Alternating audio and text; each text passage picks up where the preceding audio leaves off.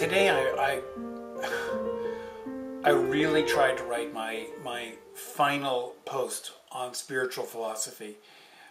In this post, I've tried to describe the portal to finding our essential self.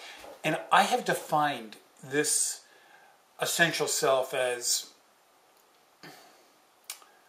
that which is the light of life and not its contents. Nearly all of us, even people who claim to be extremely spiritually evolved, are still identified with the content of their consciousness, with states of being.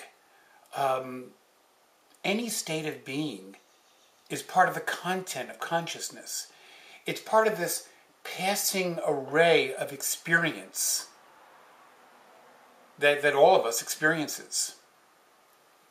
And so, when we see a person who describes himself as a guru or a teacher, and they're dressed in robes or, have the look of a guru, and certainly Osho had that look, and Muji today has that look, and I'm gonna I'm gonna certainly assume that I do not have that look, but I don't pretend to be a guru or a teacher.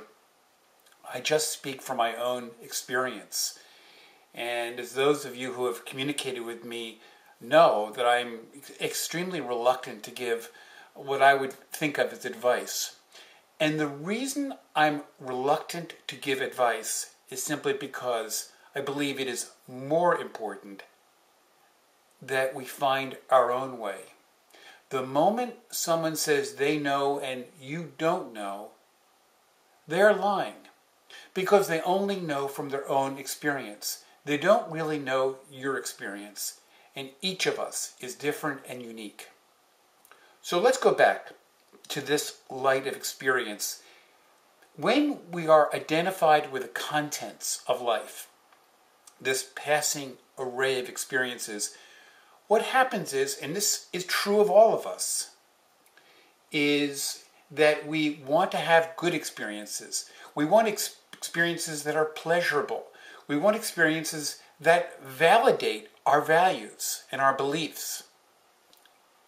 And as long as we want this, as long as we crave such experiences, we can't help but be identified with the content of experience rather than its light. So what happens actually is, and I'm going back to my book in detail here, is this thing, this wound we all have. This wound is painful, and it gives birth to the need to have experiences that are pleasurable because its pain is too great to manage. So the wound sets in motion our whole psychological lives. You really need to read the book or very closely follow the Liberation from the Lie blog to really understand what I'm talking about, because it's not very simple.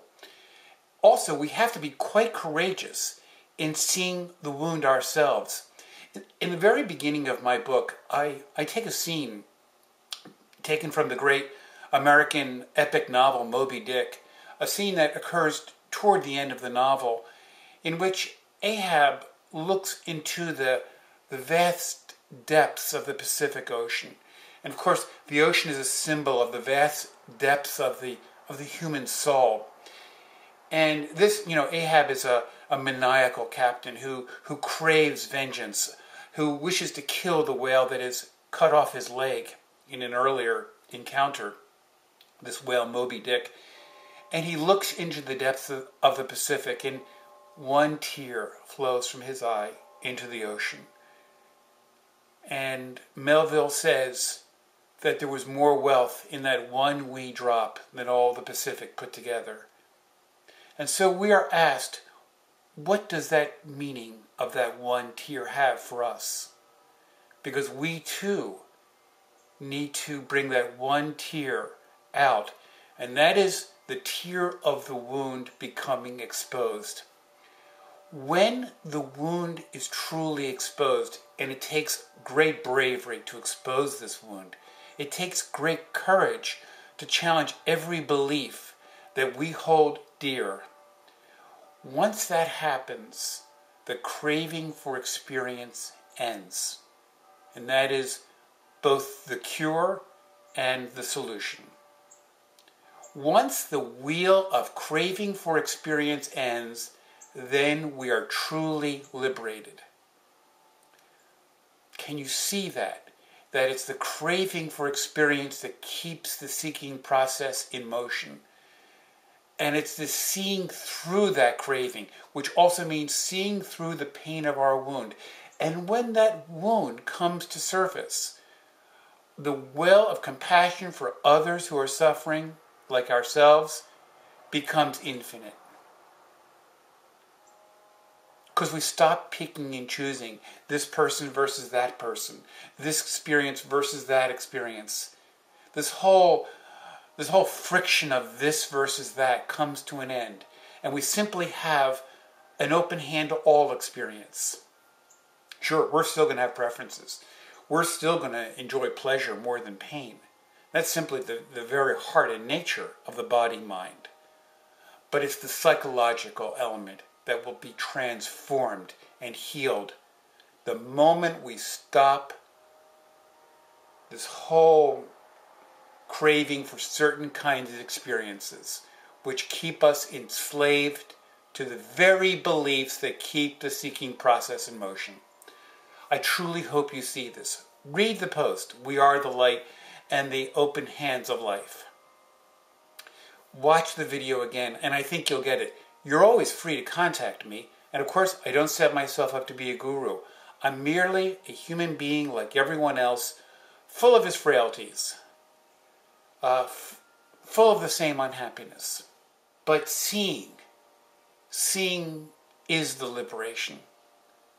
And we can live much more loving, compassionate, unfragmented lives through this seeing. Thank you again for watching. I hope you've enjoyed this video. I've enjoyed making it. Thank you again. Bye-bye.